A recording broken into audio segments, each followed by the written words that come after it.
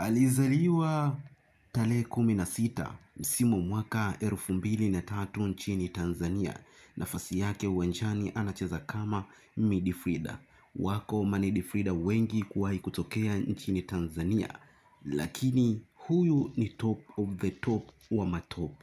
Maana anajua kuchezea mpira mpaka anajua tena. Sometimes naweza nikasema anajua mpaka anaboa. Ona pasi za maajabu anazopiga mithili ya kwamba anatumia lula.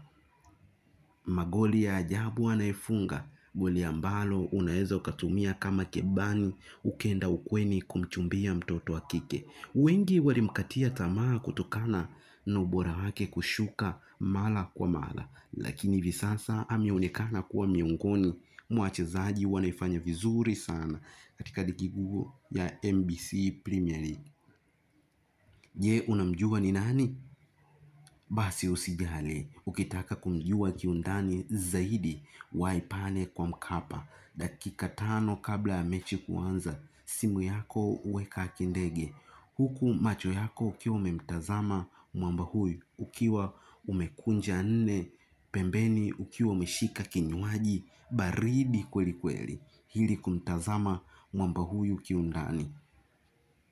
Alibahatika kucheza vilabu mbalimbali kama KMC msimu wa mwaka 2023-24, 24-2025.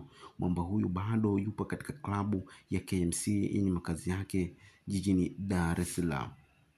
Lakini pia mwamba huyu alishawahi kuchukua tuzo mbalimbali kama vile tuzo aliyechukua tarehe 16 Septemba msimu mwaka 2024-25, tuzo ya mchezaji bora wa mechi dhidi ya Ken Gold, mechi ambayo ilionekana mwamba huyu amefanya vizuri uwanjani, sio tu kwa kutoa pasi, hata magoli kufunga ya ajabu.